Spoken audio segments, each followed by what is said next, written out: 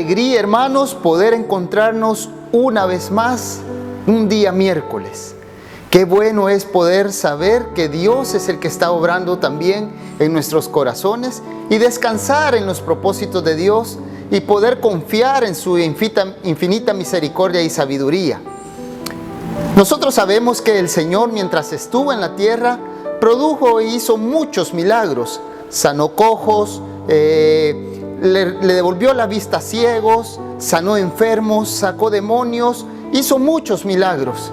Pero quizás el milagro más grande que hizo es traer salvación a sus escogidos.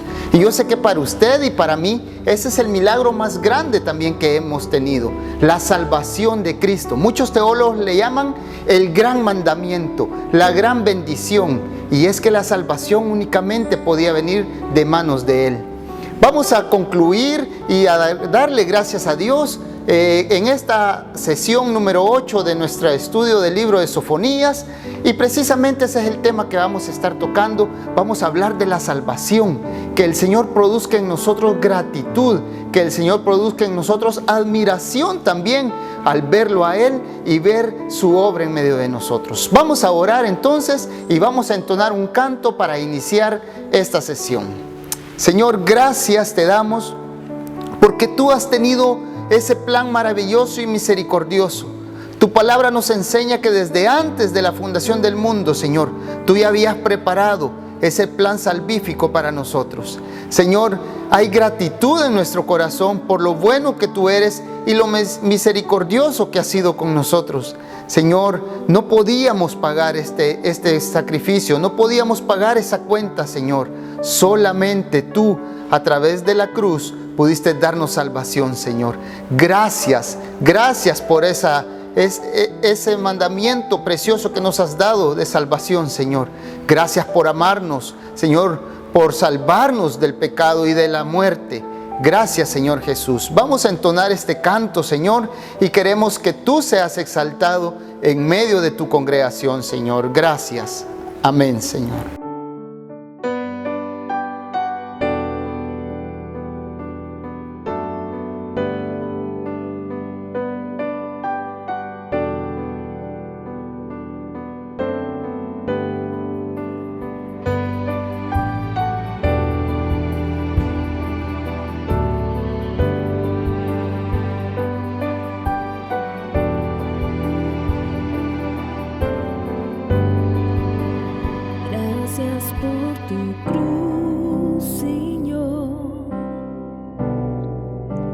Gracias por pagar por mí. Llevaste mi pecado, Dios, y al ver tu amor, tu gracia me asombró. Gracias por tu amor, Señor, por clavar tus manos en la cruz. Me limpiaste con tu amor y ahora sé tu perdón me abrazó. Cordero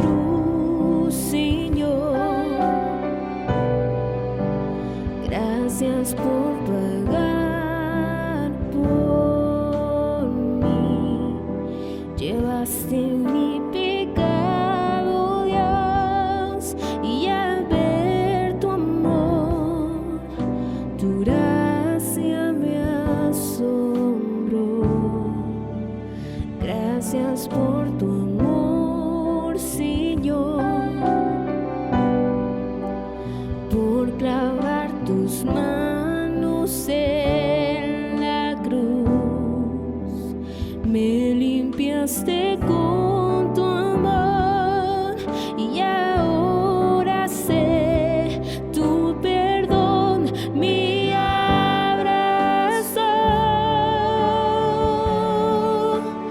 Cordero de Dios, sentado en majestad, coronas hoy te rendirán, tú reinas con poder, en lo alto estás, Jesús, Hijo de Dios, el amado del Padre se entregó.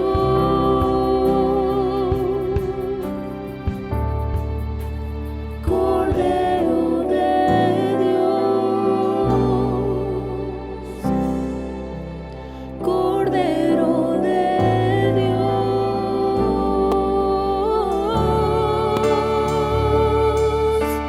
Cordero de Dios, sentado en majestad, coronas hoy te rendirán, tú reinas con poder, en lo alto estás, Jesús, Hijo de Dios, el amado del Padre se entregó.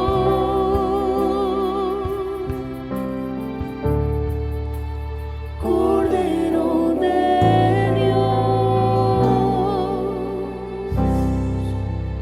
Cordero de Dios, Cordero de Dios.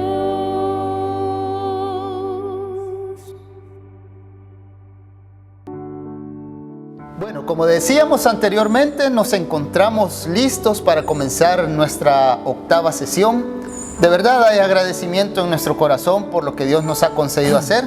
Y está con nosotros el pastor Jaime. Listo, pastor, a comenzar esta octava. Listo, ¿verdad? Listo, sí, hombre. Bueno, agradecido al Señor por este tiempo, ¿verdad? Por estas casi 2 meses, dijéramos, Sí.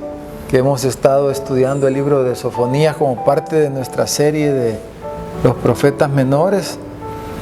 Es sorpresa cuál profeta sigue, ¿verdad? Pero quiero también darte las gracias, Carlos, por el tiempo que has dedicado, ¿verdad? Para estar aquí conmigo preparando este estudio y introduciendo y haciendo las entrevistas. Yo creo que eso le ha dado más vivencia, pues, Sí. y ha sido muy bueno, así que muchas gracias por tu disposición, ¿verdad? No, es que en realidad es un privilegio poder servirle al Señor, servir a los hermanos y estar aquí, como usted dice, interactuando, estudiando también un poquito lo que es el libro. Ha sido de bendición, pastor. Qué bueno. Bueno, quisiera hacerte una pregunta y es, dijéramos, en representación de la congregación y en representación de todos los que han escuchado y escucharán, ¿verdad? Este estudio. ¿Cómo resumiría lo que el Señor te ha hablado, te ha ministrado? ¿Qué podrías decir así en resumen? ¿Qué es lo que tú has recibido a través de este estudio? Bueno, primeramente darles a conocer que es primera vez que estudio así, que tengo un estudio formal del libro de Sofonías, pero a través de estas 7, 8 sesiones que hemos tenido, he podido condensar el mensaje en 2 cosas importantes. Número 1, los juicios de Dios. La ira de Dios se enciende en contra del pecado, ¿verdad? y Él manda los juicios, pero lo otro es el amor de Dios, la salvación que Él quiere traer, y que esos juicios también los utiliza Dios para poder atraer a su pueblo y llevarlos a la salvación. Entonces, a través de todo este libro se pudo ver, yo pude comprender y aprender que Dios, aún en sus juicios, está obrando por amor a su pueblo.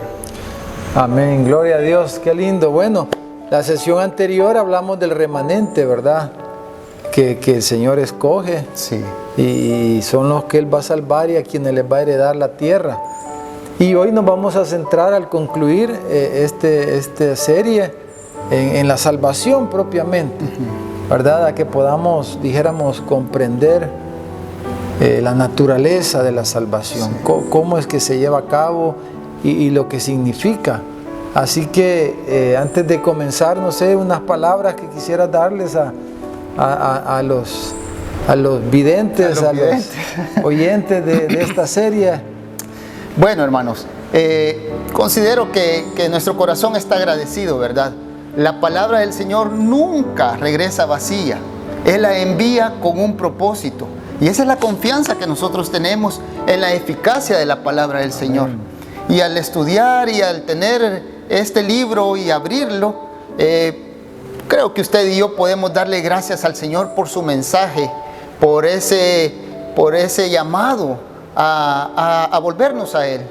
Así es que lo invito a que no se pierda esta serie. Si usted quiere, repásela. Usted ya conoce dónde se encuentra. Ahí están los bosquejos, ahí están los audios, ahí están los videos. Y escudriñemos la palabra del Señor. Recordemos que la palabra del Señor es como un martillo que poco a poco va quebrando nuestro egoísmo, nuestro yo, y nos va transformando conforme a su voluntad. Así es que es lindo poder saborear la palabra del Señor. Amén. Yo quisiera, perdón, oramos. Eso le iba a decir, yo quisiera orar antes de comenzar esta última sesión, darle gracias a Dios. Y como decía el pastor, vamos a hablar de la salvación. Que este tema produzca en nosotros gratitud al Señor, amén, alabanza a Él por esa obra que Él ha hecho. Y oremos, hermanos, y comencemos entonces a estudiar esta última sesión. Démosle gracias al Señor. Señor, gracias te damos. Gracias por tu palabra, Señor, que llega justo a tiempo, Señor. Sí, Señor. Señor, porque Gracias. esa palabra es eficaz y ella misma nos dice que es más cortante que toda espada de doble filo. Señor, gracias por habernos dado este estudio, por haber conocido, Señor, tu severidad, pero también tu bondad, Señor. Amén. Gracias porque en todo esto vemos tu amor hacia tu pueblo, Señor, hacia tus escogidos, hacia mis hermanos y hacia mi persona, Señor. Señor, danos gratitud, danos alabanza a ti al escuchar esta última sesión, y que en todo, Señor, tú seas glorificado. Gracias, Padre bendito, en Cristo Jesús. Amén, Señor. Amén. Bueno, gloria a Dios. Vamos, ¿verdad? Comencemos entonces. Comenzamos. Es una bendición poder llegar al final de este estudio del libro de Sofonías. Es mi oración que a través de este estudio su vida pueda haber sido edificada y esté siendo edificada y conociendo mejor quién es nuestro Dios, ¿verdad? Ya que hemos visto dijéramos, este contraste en el carácter de Dios. Por un lado, la bondad de Dios y por otro, la severidad de Dios. Y hemos visto a través de esta serie cómo la palabra de Dios produjo este avivamiento en los días del rey Josías y cómo el Señor usó al profeta Sofonías, cómo les advirtió a la nación de Judá, cómo le hizo ver su celo, su enojo, su ira por causa de la idolatría y ellos le habían dado la espalda, pero ellos escucharon y recibieron la palabra de Dios y se volvieron de todo corazón hacia nuestro Señor. Y cómo el Señor muestra su bondad, y precisamente al concluir en el capítulo 3 nuestro estudio, aquí del versículo 14 al versículo 21, que es nuestro texto, está en este mensaje final, en esta conclusión que vamos a titular Jehová salvará. De Jehová es la salvación. De Jehová es la salvación. Jehová salvará. Dice el versículo 17, este versículo que es muy conocido, muy reconocido, cuando el profeta dice, Jehová está en medio de ti, dice, poderoso. Él salvará, se gozará sobre ti con alegría, callará de amor, se regocijará sobre ti con cánticos. Estos versículos finales, pues desde el mensaje anterior que hablamos del remanente escogido por gracia, el remanente de Israel, el remanente de Jehová, que Él salva por pura gracia. Desde el mensaje anterior y aquí concluimos, termina el libro como normalmente terminan los profetas, con un mensaje de gran esperanza, un mensaje con una promesa preciosa, enorme para el pueblo de Dios, porque ese es nuestro Dios, un Dios de esperanza, un Dios de promesas, un Dios de misericordia, un Dios grande en misericordia y rico en amor. Y como expresa este versículo, Él es el Salvador, Él está en medio, dice, en medio de ustedes estoy y por eso habrá salvación. Y en ese versículo 17 tenemos una síntesis de lo que es la salvación de nuestro Dios, de las palabras y de cómo el profeta concluye este estudio. Pero quisiera que leyéramos desde el versículo 14, si usted abre su Biblia, por favor, abra su Biblia y vamos a leer desde el versículo 14 hasta el final del libro. Dice, canta, oh hija de Sión, da voces de júbilo, oh Israel, gózate, dice, y regocíjate de todo corazón, hija de Jerusalén.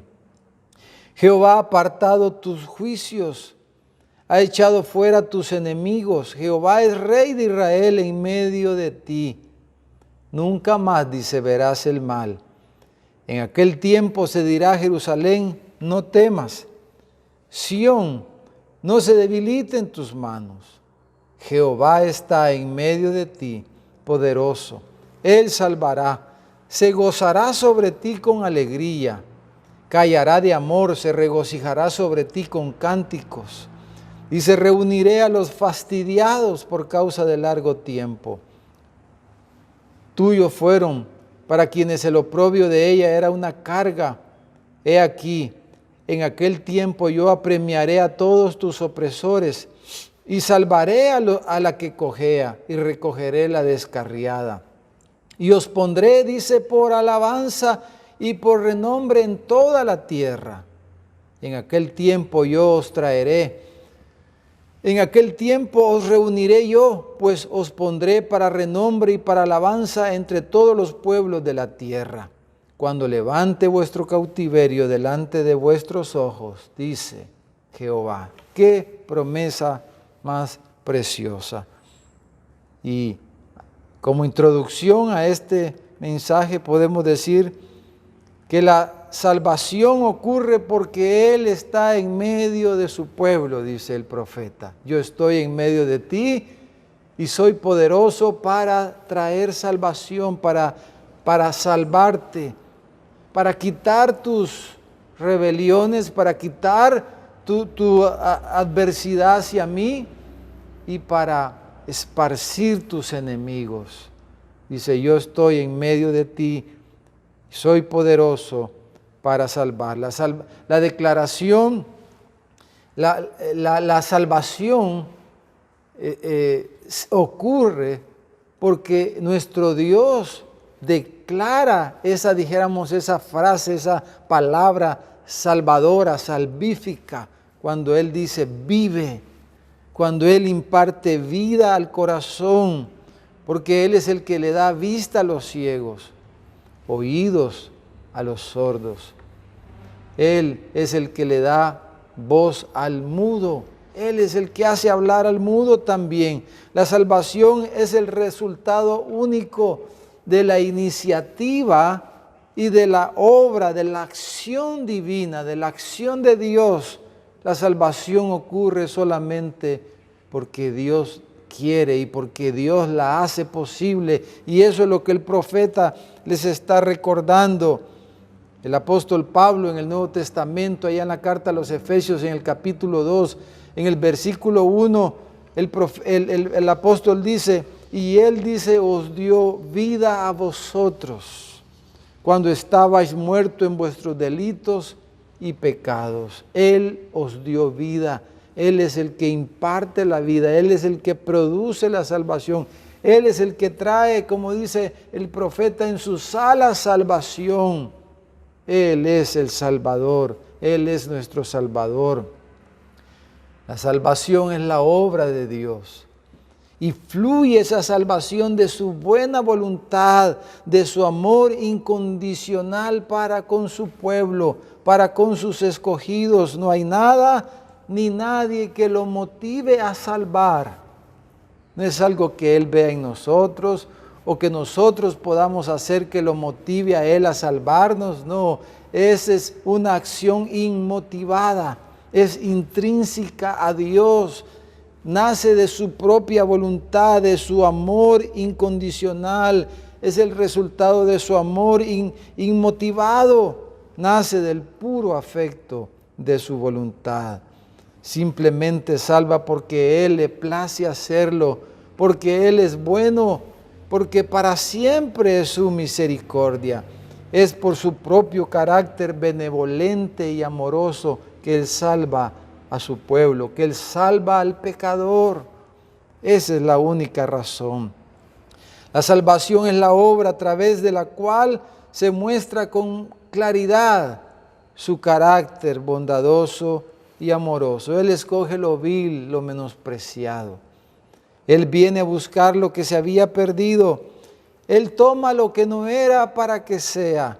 Él perdona al peor de los pecadores. Él salva al injuriador y al blasfemo y lo hace apóstol. Él perdona al ladrón impenitente que estaba al lado de Jesús. Él es el Salvador. Jehová salvará, dice. Jehová está en medio de ti. Él recibe a los pecadores y se sienta a comer con publicanos y con prostitutas, porque la salvación es de Jehová, la salvación es de nuestro Dios. La carta a los Efesios en el capítulo 1, en el versículo 5 dice, en amor, dice, habiéndonos predestinado para ser adoptados hijos suyos por medio de Jesucristo, según el puro afecto de su voluntad. La naturaleza de la salvación es descrita aquí por el profeta Sofonías en nuestro pasaje. Al concluir el libro, él describe la naturaleza de esa salvación que él lleva a cabo. ¿Cómo es la salvación? ¿A quiénes salva? ¿Cuándo lo salva? ¿Cómo lo salva? ¿Y qué produce la salvación en aquellos que él salva? Vamos a respondernos estas 4 preguntas a través de este mensaje y al ver el texto que leímos hace un momento, del versículo 14 al versículo 21. Versículo 21. La primera pregunta, ¿a quiénes salva? La número 2, ¿cuándo lo salva? Número 3, ¿cómo lo salva? Y número 4, ¿qué produce esa salvación? Vamos a respondernos esas 4 preguntas en las palabras del profeta Sofonías. En primer lugar, ¿a quiénes salva el Señor? Fíjense, hay expresiones, si usted mira el versículo 18 y versículo 19, hay 3 expresiones ahí que creo que debemos que nos describen a quienes salva el Señor, a quienes salva. En el versículo 19, en la segunda parte, dice que Él va a salvar a la que cojea y a la descarriada, dice. Que Él va a tomar a la descarriada, Él va a tomar a la que cojea, la va a llamar, la va a recoger, a la que cojea y a la descarriada. La expresión es común en el lenguaje de los profetas, en el lenguaje de la revelación bíblica, ¿verdad? Porque se está refiriendo a la oveja. Dios se refiere a su pueblo como las ovejas de su prado. Y cuando él ocupa el profeta esta expresión, la que cojea y la descarriada, él está usando el lenguaje para referirse a cómo Dios pastorea a su pueblo, cómo Dios los trata como ovejas. Él es el gran pastor de las ovejas.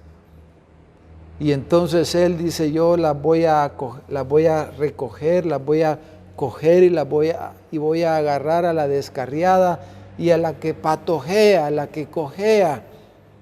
Así como el pastor toma sobre sus brazos a la que cojea y busca ansiosamente, afanosamente a la descarriada para volverla al redil, así dice el Señor, yo los voy a salvar a ustedes y los voy a hacer mi pueblo, ese remanente escogido.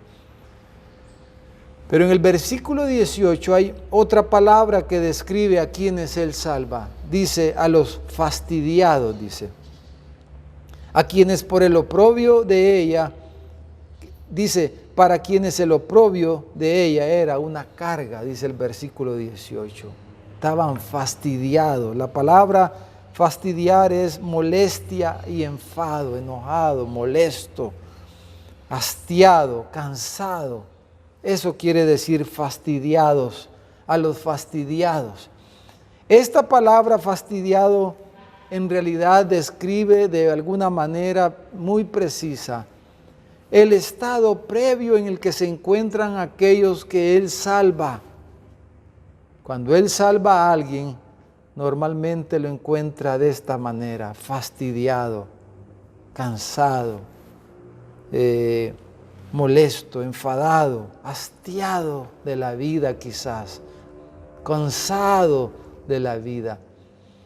Hace unos años atrás un compañero de trabajo me dijo, algo que no me gusta de ustedes los cristianos, me dijo, es que cada vez que cuentan su testimonio, hablan de cómo estaban, usó diferentes palabras, pero dijo, cómo estaban fastidiados antes de que ustedes creyeran en el Señor Jesús, que lo recibieran, y eso no me gusta a mí, me dijo este amigo. ¿Por qué no puede alguien recibir a Jesús cuando está bien, cuando todo le va bien, como producto de que es algo inteligente, de que ve que le conviene? Y esto fue lo que este amigo me dijo. En realidad parece una forma de pensar lógica. Claro, es una forma de pensar, dijéramos, inteligente, pero en realidad no corresponde esta manera de pensar a la realidad espiritual que vivimos en este mundo y que las personas viven. El estar fastidiado es la condición normal previa, es la manera en que el Señor prepara el corazón de la persona para poder llamarlo, para poderlo salvar. Tristemente, cuando el hombre en su triunfalismo y en su éxito normalmente se olvida de Dios, le da la espalda a Dios. Pero cuando el hombre llega a estos estados de hastío, de cansancio, de fatiga, de estar molesto, entonces el corazón caído, pecaminoso, como que de alguna manera está más dispuesto el corazón humano para volverse a Dios. Y ese quizás es la experiencia de la mayoría de nosotros. Esa fue mi experiencia, esa es seguramente su experiencia.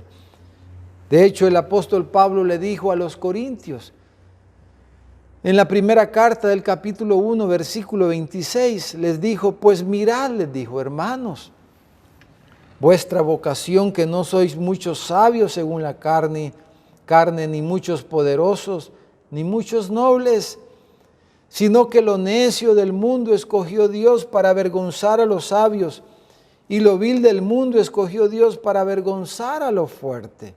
Y lo vil del mundo y lo menospreciado escogió Dios, y lo que no es, para deshacer lo que es, a fin, dice, de que nadie se jacte en su presencia. Mas por Él estáis vosotros en Cristo Jesús, el cual nos ha sido hecho por Dios sabiduría, justificación, santificación y redención, para que, como está escrito, el que se gloríe, gloríese en el Señor. Entonces, ¿a quiénes salva el Señor? A los pobres en espíritu, a los necesitados, a los que reconocen su pecado, a los fastidiados, a los que cojean, dice, a los descarriados. Él vino a buscar y a salvar lo que se había perdido. Y entonces tenemos en primer lugar esta claridad aquí en las palabras del profeta Sofonías de a quienes Él iba a salvar. Pero la pregunta número 2 que queremos respondernos para comprender mejor la naturaleza de la salvación.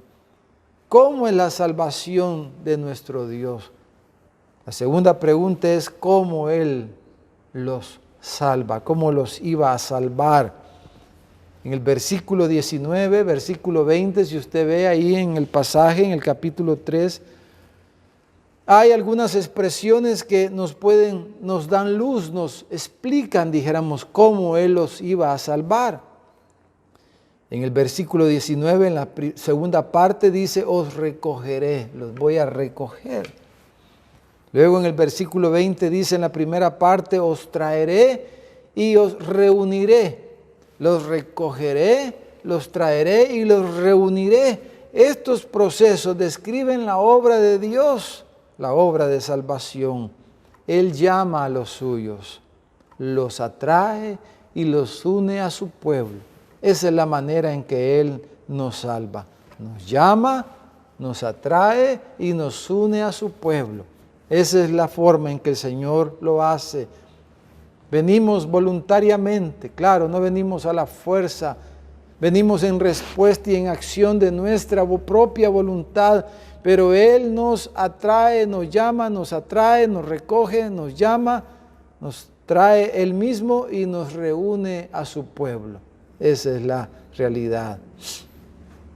Hay unos versículos del profeta Isaías que creo que son muy aclaratorios y amplían lo que el profeta Sofonías está diciendo aquí de este proceso de cómo Él nos llama, nos atrae, nos recoge, nos atrae y nos une a su pueblo. Nos hace parte de su remanente, como hablamos en la sesión anterior, su remanente escogido. En Isaías, en el capítulo 41, versículo 8, dice el profeta así, pero tú, Israel, siervo mío eres tú, Jacob, a quien yo escogí, dice, descendencia de Abraham, mi amigo, porque te tomé, dice, de los confines de la tierra y de tierras lejanas te llamé y te dije, mi siervo eres tú, te escogí y no te deseché. No temas, porque yo estoy contigo. No desmayes, porque yo soy tu Dios que te esfuerzo. Siempre te ayudaré. Siempre te sustentaré con la diestra de mi justicia. He aquí que todos los que se enojan contra ti serán avergonzados y confundidos, serán como nada y perecerán los que contienden contigo. Dice el profeta Isaías, en otras palabras, dice, yo te llamé, yo te recogí, te atraje y te uní a mi pueblo. Tú eres mi siervo ahora. ¿Por qué? Porque tú quisiste venir, porque tú decidiste venir, porque tú pensaste, fuiste inteligente y pensaste venir a mí, porque viste que era conveniente, porque te convenía. No, dice el Señor. No, no es la manera en que Él salva. A través del intelecto humano, de la inteligencia humana, del raciocinio humano que evalúa las cosas y dice la persona, me conviene unirme al pueblo de Dios, me conviene recibir a Cristo, me conviene creer en el Salvador. No, No, mi amigo, esa no es la manera en que el Señor te va a salvar. Esa no es la manera en que el Señor nos ha salvado a aquellos que somos parte ya del pueblo de Dios. La manera en que Él nos salva es que dice, nos recoge, nos trae y nos une. Él nos llama. Es la acción de Dios sobre el corazón humano, sobre la mente y el corazón humano para convencerlo. Es el Señor que dice, vive. Cuando estábamos muertos en delitos y pecado, Él nos dio vida. Por eso hemos resucitado y tenemos vida juntamente con Cristo, porque Él, de su propia gracia, del puro afecto de su voluntad, porque a Él le plació, Él salva al pecador, Él salva al descarriado, Él salva al que cojea, Él salva al que está fastidiado. Y por eso estamos ahora en Cristo y le damos toda la gloria a Dios. No nos tomamos la gloria a nosotros mismos. Pero la tercera pregunta tiene que ver con cuándo Él nos salva. ¿Cuándo? Fíjese, en el versículo 19 y 20 aparece en 3 ocasiones, si ustedes ven su Biblia, aparece en 3 ocasiones la expresión en aquel tiempo. Pero también en el versículo 16 aparece la expresión también, o sea, en los versículos que leímos, 4 veces aparece la expresión en aquel tiempo. Y al final se refiere otra vez al aspecto del tiempo en que Él va a salvar. O sea que es algo repetitivo. Entonces, ¿cuándo Él salva? Dijéramos, literalmente dijéramos en aquel tiempo. ¿Qué significa eso? Dijéramos en el tiempo divinamente ordenado. En el tiempo de acuerdo al reloj de Dios, de acuerdo a la cronología, al kairos de Dios, al crono de Dios, al tiempo de Dios, en el tiempo, en aquel tiempo, en el tiempo de Dios, según el reloj divinamente programado. La salvación solo puede ser obrada por la mano de Dios y en el tiempo de Dios. Por eso dice la Escritura, hoy es día de salvación. Si creyeres en tu corazón y confesaras con tu boca que el Señor es, que Jesucristo es el Señor, serás salvo, dice la carta a los Romanos. La salvación no es cuando yo quiera ser salvo. Por eso es tan necio cuando pensamos y creemos, yo cuando esté más grande. No, primero voy a vivir mi vida y después yo voy a venir a Cristo. No vas a venir cuando tú dices. No puedes venir en tu tiempo, no puedes venir cuando tú quieras, cuando tú digas o cuando tú planees venir a Cristo. No, voy a vivir mi vida, voy a ser joven primero, voy a hacer mis cosas y después voy a venir a Cristo. El Señor le dijo a aquellos que dijeron, déjame ir a enterrar a mi padre. Y dijo, deja que los muertos entierren a sus muertos. Déjame ir y yo me acabo de casar y disfrutar, pues. No, dijo el Señor. Déjame ir y voy a terminar el negocio que he dejado a media. Y el Señor dijo, el que quiera seguirme, tome su cruz y sígame. Y cuando vemos en los evangelios, por ejemplo, Mateo, cuando estaba en su mesa de cambista, ¿verdad? Como publicano, cuando el Señor lo llamó, dice que al instante Mateo dejó la mesa y fue en pos de Jesús. No podrás venir a Jesús cuando tú digas, hoy es el día, hoy es el momento en que Dios te está llamando. Si estás oyendo este mensaje, si no estás a cuentas con tu Dios, hoy, ahorita es el momento. Ven a Dios, ora ahí donde estás y dile, Señor, perdona mis pecados, sálvame, cambia mi corazón. La salvación ocurre por la mano de Dios y en el tiempo de Dios. Ese es el tiempo cuando Él salva. Por eso, amados hermanos, aquellos que estamos orando por un hijo, Quizás usted está orando por un hijo rebelde, descarriado, un hijo pródigo, dijéramos. O quizás usted es una esposa, que es muy común a veces en las iglesias, por su esposo, por su marido. O hay esposos también que están orando por sus esposas, por sus mujeres. Están orando por la conversión, por la salvación. O quizás usted, mi hermano, está orando por un amigo, por un primo, por un familiar. Estamos orando por ese hombre, por esa mujer, por ese joven que está descarriado, que está cojeando y que está fastidiado de la vida, queriendo morirse quizás. No desmayemos en nuestra oración, porque la salvación no depende de nosotros, depende de Dios. Por eso no desmayemos ni nos cansemos de suplicar al Salvador del mundo. Aquel que dice, yo soy Jehová tu Salvador. Aquel que le dice aquí a través del profeta Sofonías al pueblo, Jehová está en medio de ti, Él salvará. La salvación es del Señor y se lleva a cabo en el tiempo de Él. Y cuando se da esa salvación en ese tiempo de Él, entonces, como dice al final del versículo 20, dice, cuando levante tu cautiverio ante vuestros ojos. ¿Cuándo ocurre esa salvación? En el tiempo de Dios. Él hace la obra en el corazón y nos llama y nos salva, nos dice vive, etcétera, como ya dijimos.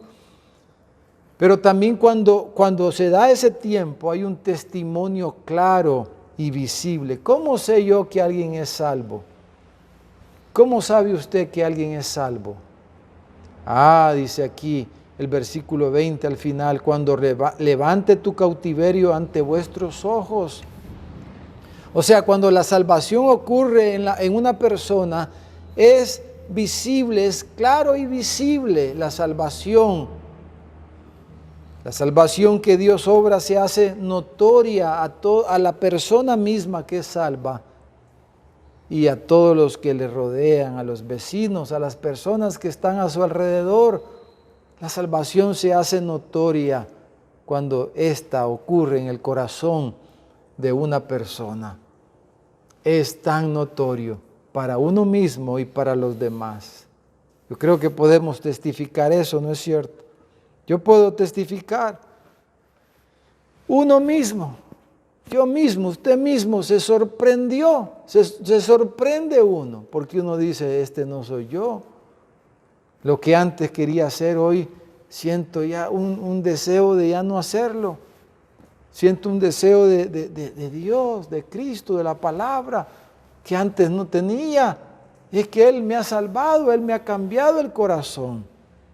La salvación es la obra secreta en el corazón de la persona, que Dios ejecuta eficazmente por su llamado irrevocable, que Él hace en el interior de la persona, del corazón, en el corazón de sus escogidos.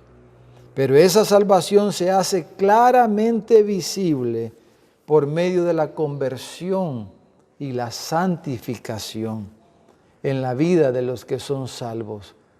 El apóstol Pablo le dijo a los tesalonicenses, porque todos dan testimonio de ustedes, les dijo,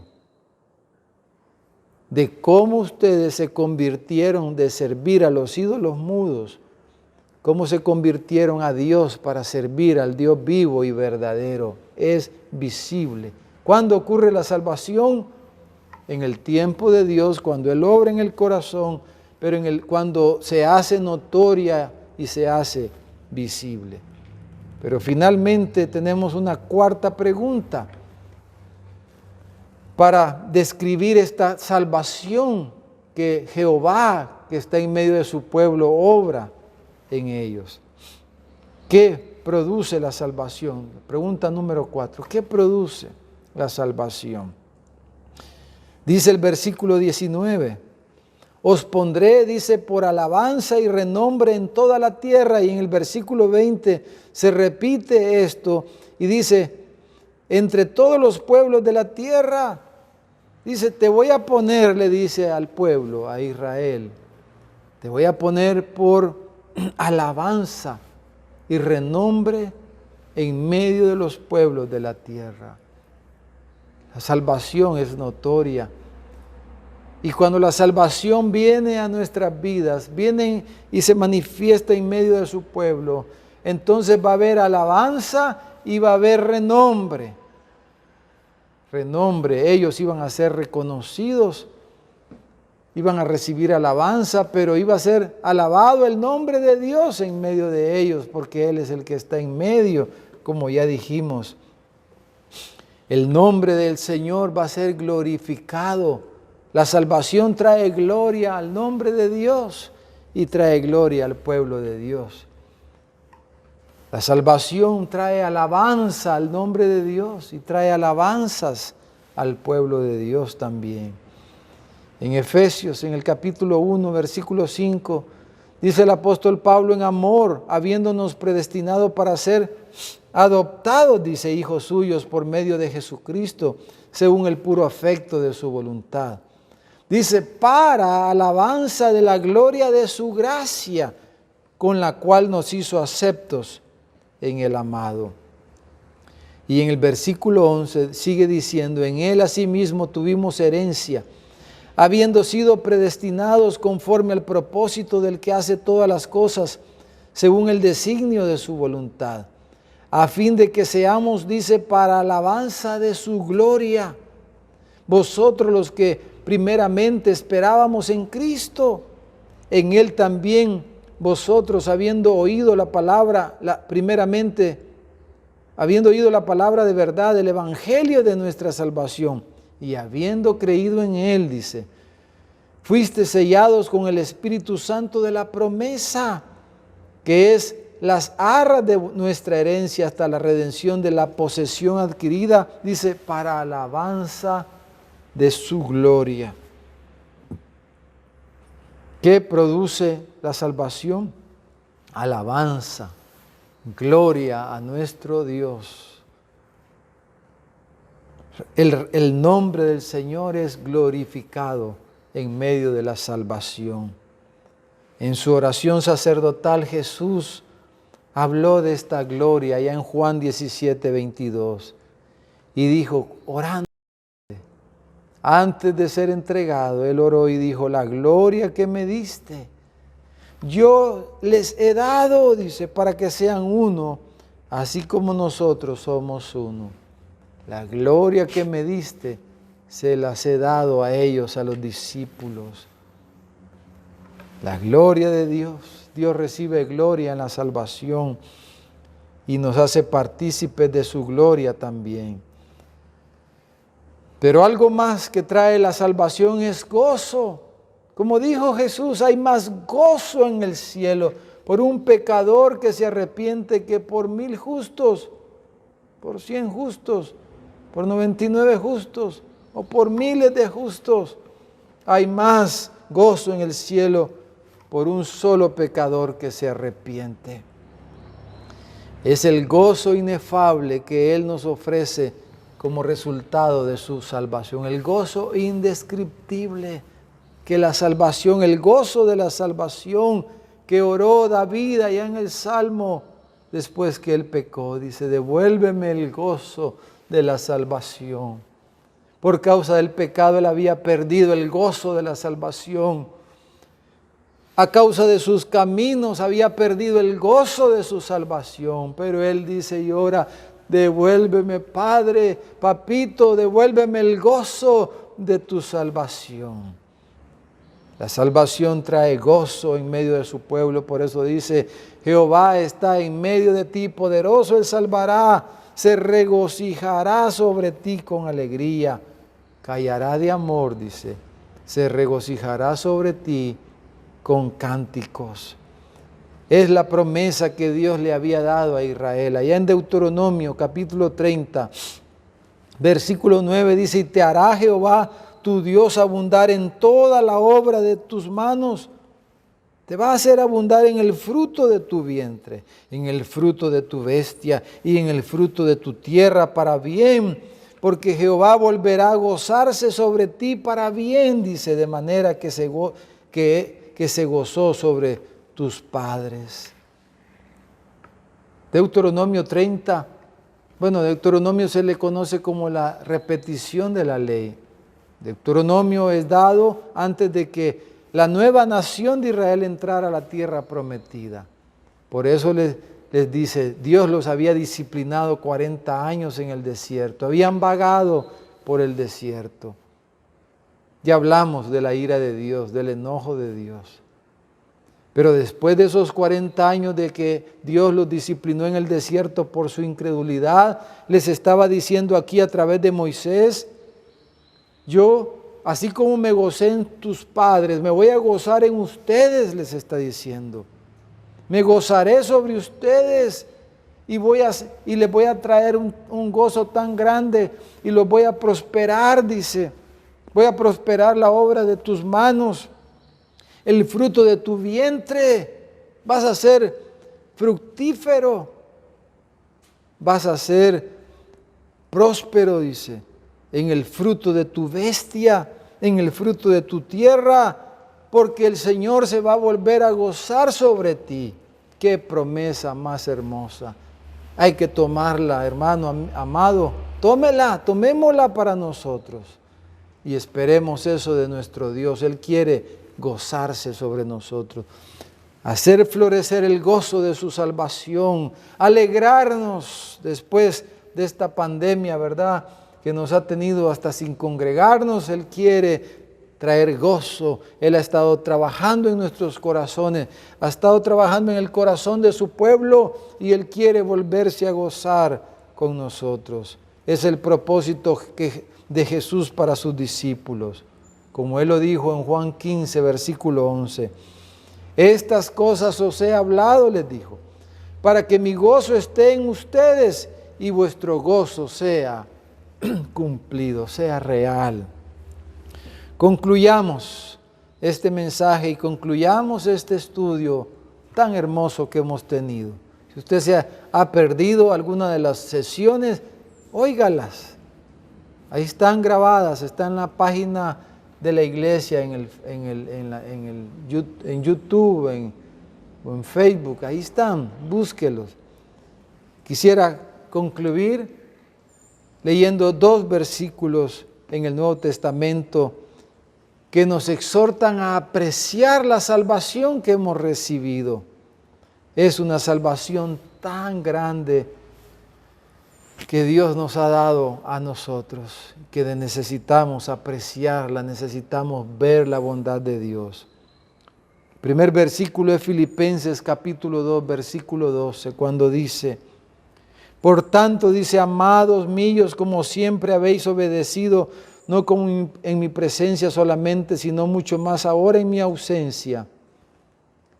Pablo no podía estar físicamente, como no hemos podido nosotros vernos físicamente, estar físicamente unidos. Pablo no podía estar físicamente con ellos por diferentes razones. Pero les dice, aún en mi ausencia, así virtualmente, pero les dice, ocúpense en vuestra salvación con temor y temblor. Y allá el segundo versículo en Hebreos 2:3 dice, ¿cómo escaparemos nosotros si descuidamos una salvación tan grande? Dice, la cual fue anunciada primeramente por el Señor y luego nos fue confirmada por los apóstoles, por los que lo oyeron. Una salvación tan grande, ¿cómo la vamos a descuidar? Es una exhortación. Y en vez de descuidarla, Pablo dice que nos ocupemos en ella con temor y temblor. Ocupémonos en nuestra salvación. Edifiquemos nuestra salvación. Invirtamos nuestra energía, invirtamos nuestro tiempo en la salvación. Yo quisiera orar. Vamos a orar para terminar y le vamos a decir al Señor que Él traiga un tiempo de salvación en medio de nosotros. Que Él salve al perdido y nos use a nosotros. Que nos dé palabras de gracia para hablarle al necesitado, al perdido, sea alguien de nuestra casa, un vecino, un compañero de trabajo, alguien que nos visita en la iglesia, sea quien sea, vamos a orar, que Él avive su obra, ¿verdad? Que Él que está en medio de nosotros traiga su salvación. Padre, esta noche oramos y te damos gracias por este estudio. Qué precioso, Señor, que tú salvas y que tú eres un gran Salvador, un maravilloso Salvador, un eficaz Salvador. Señor, sálvanos, manifiesta tu salvación en medio de tu pueblo y úsanos para llevar tu palabra a otros y que conozcan tu salvación, Señor. Ayúdanos a ocuparnos en nuestra salvación con temor y temblor, para no descuidarla, Señor, porque ¿cómo escaparemos si descuidáramos una salvación tan grande? Ayúdanos, Señor. Padre, y si hay alguien que no te conoce, que no se ha rendido a ti, que no ha creído en ti, si hay alguien que ha estado viendo este mensaje y que, Señor, no tiene testimonio de salvación en su corazón, en este momento yo te pido por esa persona, por ese joven, por ese adulto. Sálvalo, Señor, en el nombre de Jesús. Amén. Que el Señor nos bendiga a cada uno y el Señor ha sido bueno a través de todo este estudio.